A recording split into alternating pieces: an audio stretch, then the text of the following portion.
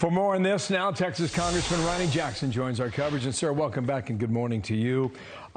Some of the lines that Michael Waltz had for us, talking about a terrorist superstate and talking about a story that only gets worse by the day. How can we help those who are waiting for it? Well, the State Department's going to have to do something. They really are. Bill, I'm telling you, I had those four citizens that crossed the border a couple of days ago. Those were citizens from my district in Amarillo, Texas.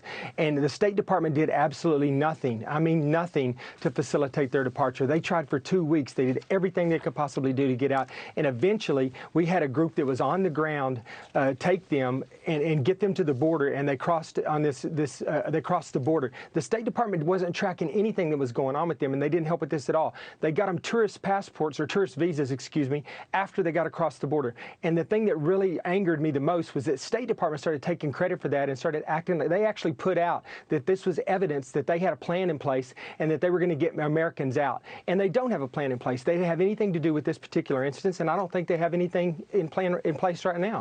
And we still have lots of people that need to get out. The Secretary Blinken has spoken out on this. I'll have a listen to him here. Call for number 4, guys.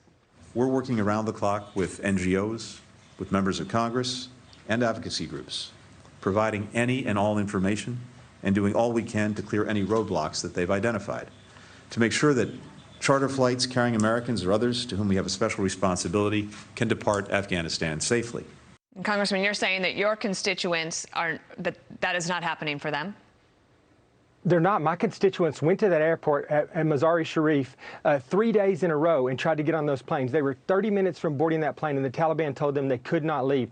I called the State Department. My staff talked to the State Department. The State Department told us that the Taliban would not let them leave until their government was officially set up and completely organized and potentially recognized. And he keeps saying that they're facilitating these charter flights getting out. Where are they? Not a single one has left. Those 6 planes that were on the tarmac 3 days ago are still sitting on the tarmac. There are American citizens with passports that want on those planes that cannot get out of there. State Department is not doing their job. Sir, there's another argument here, too, about, the possibility that there could be Taliban members or people in Afghanistan that are tied to terrorism themselves.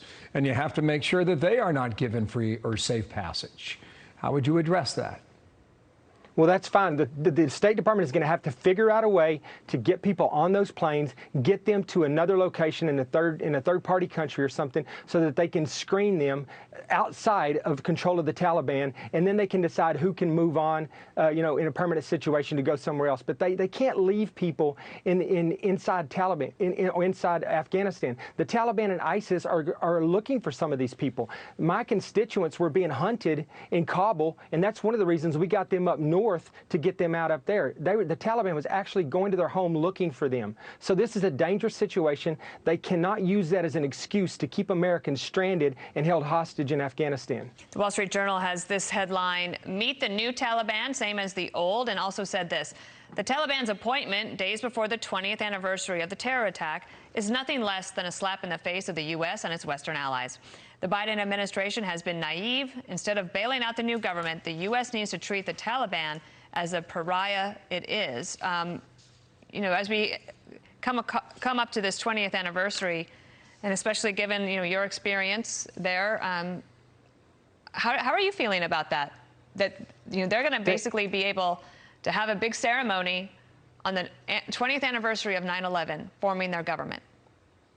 They are. We just started over. We cleared the board. We gave them the country back. We let the terrorists take charge of it again. We gave them $85 billion in weapons. We armed them, and we've trained a lot of them. And then we've got people coming back from Guantanamo Bay, people that their only lot in life is to destroy the United States. Those are the people that are going to be in the government of this new Afghan government, and they are committed to wiping America off the face of the earth. That's what we're dealing with right now. And the State Department keeps telling us they have incentives in place. They gave away every bargaining chip they possibly had to start with, and now they're using incentives like their economy up and running, keeping the airport open, humanitarian aid coming in. Those are things that the Taliban does not care about. They've been living in the mountains for the last 20 years trying to kill us. They don't care about those things. They don't motivate them. Ronnie Jackson, thank you for your time. Thank you for your service, and we'll talk to you again real soon. I hope your constituents are all right. Thank you. Just to give